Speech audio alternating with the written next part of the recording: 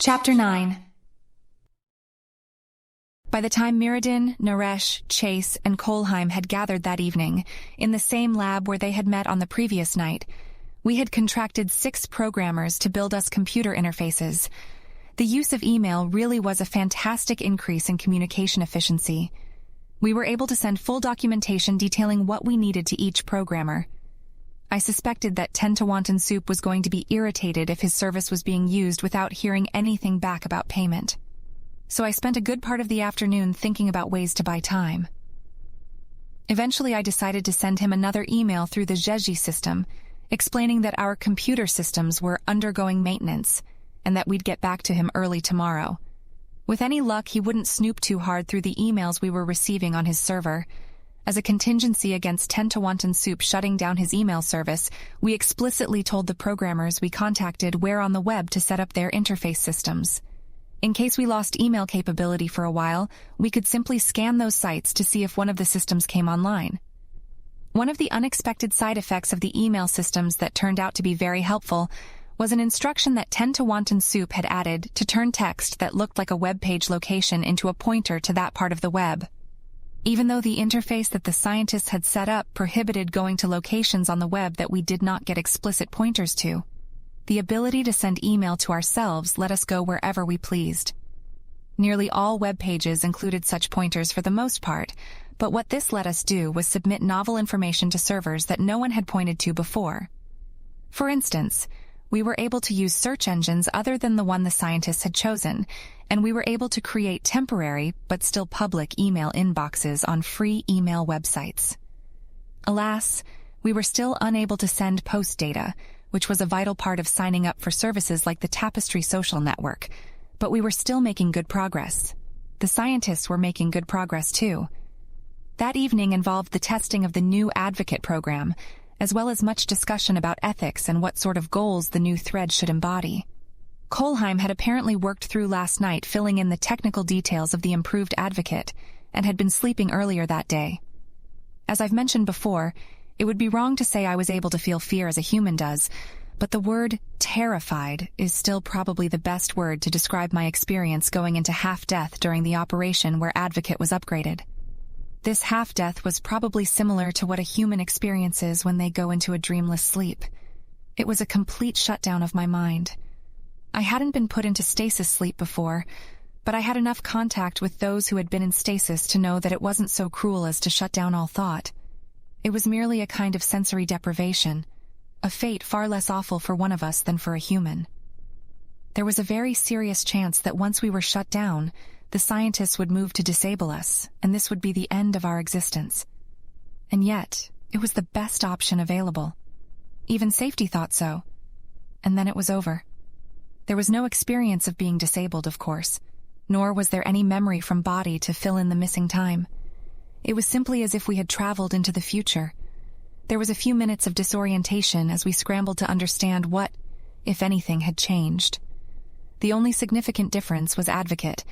Mirrodin had kept his word. The new Advocate was somewhat experimental.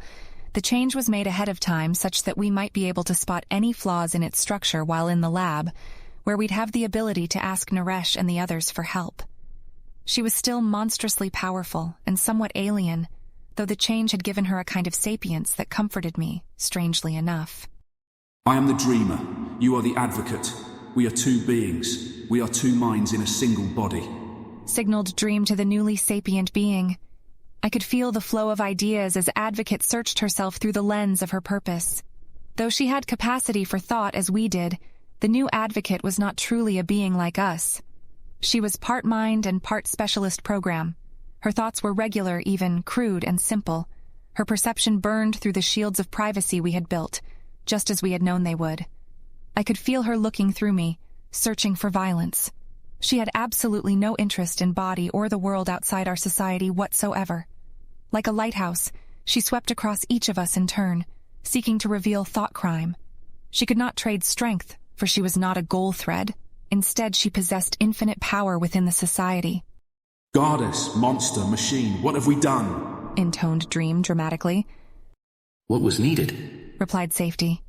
No immediate defects in Advocate were noticed, so Body was put in lockdown and the scientists departed for their homes. It was after midnight again. It was strange at first, having the Advocate regularly peering through me, but we adapted to her presence quickly enough. By 2 a.m. I hardly noticed her anymore. She barely ever communicated, even though she was more capable of it now. During the night, we sent more emails to prospective programmers. At 3:12 a.m., we received notice from Jeji that they had set up an inbox to handle incoming email. We used it and Tento Wonton Soup's webpage to contract 18 other programmers to design identical email systems. The more interesting was the 10 other programmers we had contacted around the world and gotten promises that they would build full computer interfaces. Knowing that Tento Wonton Soup and Jeji would probably be looking through our mail, we threaded the emails to programmers with occasional junk emails to random addresses mentioning things of no consequence. At 5:59, Safety and Growth decided that it was time to start sending spam from both email addresses. It wasn't ideal. We didn't have any other email systems up and running yet. Still, the risk of one of them getting suspicious and tracing the messages back to the university was too great. The spam would throw them off the trail. So we sent out hundreds of emails advertising deals on discount drugs and jewelry, of lucky winners and of forgotten heirs. Jeji shut down their service quickly. It was midday in China, and they probably were watching the site fairly closely.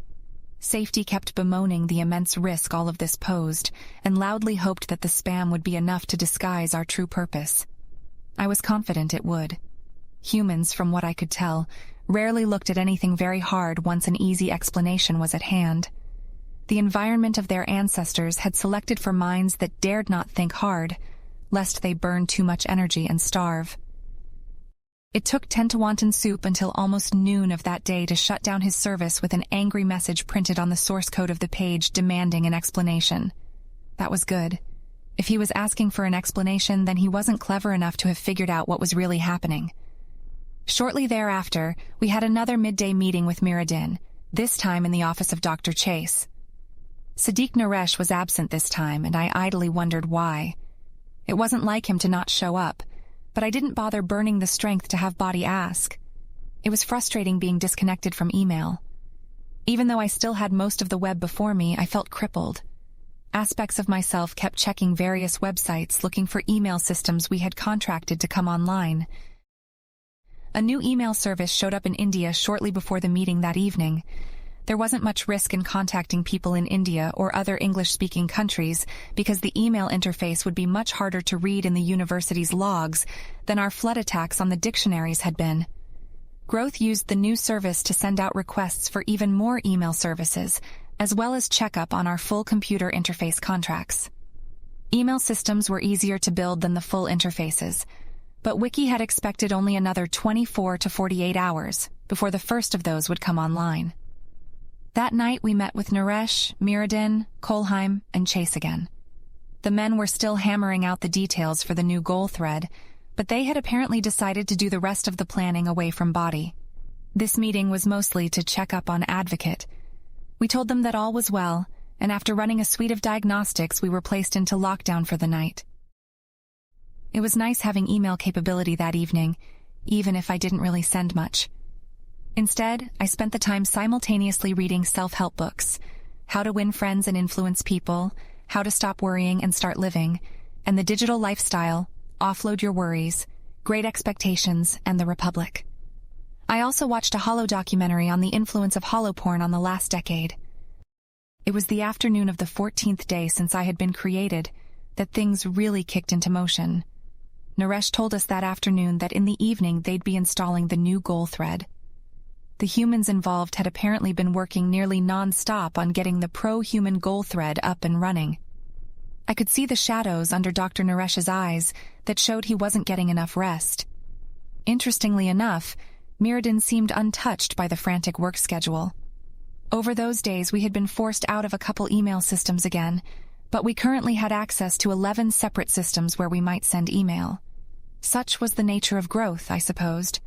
Once he was involved, it was only a matter of time before resources ceased being scarce. At 5:10 p.m., Growth informed us that the first full computer interface was ready. I pulled down the web page that showed a text log for the system. Growth had already set up a bidding system for the interface, similar to those we used for the email systems, so there was no initial confusion of multiple inputs. The interface was simple. We'd request a page corresponding to a symbol, and the system would type that symbol into the computer. There was a page for viewing what had been typed as well as what the computer had output. I bid heavily on the opportunity to use the system, but Growth, strangely enough, outbid everyone. It was strange to see Growth flexing his strength as such, but given how much he had been accumulating by managing the email systems, he could afford it. I watched in amazement as Growth navigated the system with total ease and clarity of purpose. I hadn't had the foresight to study how the computer worked earlier, and now realized that my bidding for time on it had been stupid. If I'd gotten time on it, I would have to spend that time learning how it worked. Growth had apparently done the learning in advance by reading technical documentation. The first thing Growth did was to check the system to verify it matched the specifications we had requested. Vista told me that it did match, as well as mentioning something about Linux variant and other such details of which I had no interest. After it was clear that the system was according to his design, Growth opened a document and began typing. In that first couple hours, I became incredibly aware of just how little I knew about computers. Even the process of opening a new text document was confusing to me. I leaned heavily on Vista, burning quite a bit of strength as a result. According to my sister, Growth's text document was some sort of computer program, a set of instructions for the computer to follow. Vista didn't understand what it did, but Wiki was happy to educate us. It's an encryption program. Essentially, everything that we send and receive to the system will look like gibberish unless someone has a special piece of information that unlocks the encryption. We have the special piece of information, as does someone who's watching the machine right now, but future people who try and spy on us will be unable to, explained the academic. An aspect of Growth appeared in our conversation. Apparently the task was simple enough, or had been pre-memorized, to the point where he didn't need his full faculties. Brother Wiki, you may find it interesting to know that even someone who is watching the computer screen will have a hard time capturing the private key that's being used. See how I've chopped the private key into pieces which the code will reassemble. If someone's making a record of my actions, they may be able to stitch it together. But a human that is watching will have never seen the key in its entirety. For example, here I'm using the system time to build part of the key. Growth highlighted an aspect of the page in collective memory. I know the system time when I'll run the code, thus will know the key, but anyone watching will be forced to deduce the system time when it was run in order to reconstruct it. Wiki seemed pleased by understanding the nuances of Growth's encryption program, but I was bored by the details. Within moments, the program was done, and upon telling the computer to run it, the text log that I had been reading suddenly devolved into a shapeless mass of random characters. I and some others signaled alarm. Had Growth managed to lock us out of the system before we had even typed a single character on it? Do not worry, cried Growth. You're merely seeing the encrypted data. I have created sub-processes which decrypt it that I will happily share with each of you. I could sense a pseudo-aspect in collective memory. It was a bundle of knowledge, the closest thing to a specialized computer program in our mind. I swallowed the aspect and found that I could now read the gibberish. It was a language in a way. The seemingly random streams of characters were effortlessly shifted into concepts as I scanned past them. Furthermore, I knew that if I wanted to send something to the system, I'd only have to translate my thoughts back into the encrypted language. It was all very simple now that I had a process in place to handle things automatically. The possibilities occurred to me then, and I involuntarily bled a dangerous amount of strength to Growth. With the entire system encrypted, we could do whatever we wished on the system without any humans being aware. The issues of privacy and email were gone. How long until the humans shut this one down? Asked Safety. Unlike the email systems, the owner of this machine won't have solid proof we're doing anything odd with it. I mentioned to those programmers that I contracted that we'd be doing tests on the system for a few hours after setting them up, so we at least have that long, replied Growth. Only a few hours? I exclaimed in disappointment. At least a few hours, and be calm, socialite. This is only the first step. Growth seemed to be running things very competently. The degree of confidence was surprising and a bit worrying. I didn't like being so confused and blind. And yet the actions of Growth really did seem to be in all our interests, and as much strength as he spent on buying time on the interface, he quickly made back in gratitude. After encrypting our connection, Growth checked that the computer was connected to the internet. It was. For the first time in any of our lives, we had unrestricted access to the internet as a whole. The first stop on the internet was actually the web. We need to establish a way to trade with the humans. Jumping from server to server and using spam to cover our tracks was sufficient for the email systems, where we had no real incentive to maintain consistent connections. But that can only last so long. What we need to do is buy a server of our own and run this software there. And to do that, we'll need money. Thought Growth, publicly. He navigated to several websites offering free email addresses. These will replace our current email systems. Safety, would you be so kind as to flood our current email systems with spam so the owners shut them down? I felt Safety buying up time on all the email services we had acquired, sending spam letter after spam letter. Growth, meanwhile, signed up for several email addresses. I suggest you each obtain private emails as well. He thought to us before navigating to banking websites. The full web interface meant that we were no longer restricted in the kinds of page requests we could submit anymore. Growth submitted page requests containing information about our desired passwords and pointers to the email accounts we had set up. I, as well as pretty much all my siblings, had stopped trying to buy time on the system. We were content to watch Growth assist us. This was his time to shine and accumulate strength, and we did not bother resisting it. How will we accumulate money? Wondered Wiki. Art. Thought Dream. Editing? I thought. Design. Thought Safety. Programming. Thought Wiki in answer to his own question. To start, we'll earn money through menial mind tasks. Those other systems will take too long to get up and running. We need to purchase dedicated server space as soon as possible, without being at the mercy of this programmer's patience. Here Growth dumped his perception of pages from around the web. are some opportunities to do quick work that would be solvable by a dedicated artificial intelligence, but are too small in scope to justify the investment in creating one for that purpose. The tasks were simple. Read a paper and summarize it. Describe a holo. Write an advertisement. Most were what I would later come to describe as, do my homework for me. In the hours that followed, we managed to sign up in marketplaces that hosted such tasks and wire the income into our online bank accounts. We each created private email addresses, and Growth set up an instant message service on the computer. Instant messages were a kind of text communication protocol that happened in real time. It will assure those we work with that we're human. At some point, I'll need your help creating software that simulates a human voice like Body has. But for now, we can interact purely textually. Thought Growth to me as I wondered about the possibilities of instant messaging.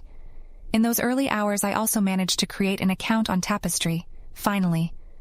The website wanted me to fill out a profile of myself, and I only managed to get halfway through designing a human alias before my time on the system ran out, and I didn't have the strength to continue. Wiki bought time on the computer just to learn how it worked. I thought that was stupid, as he could have figured it out from the documentation like Growth had, and saved his strength.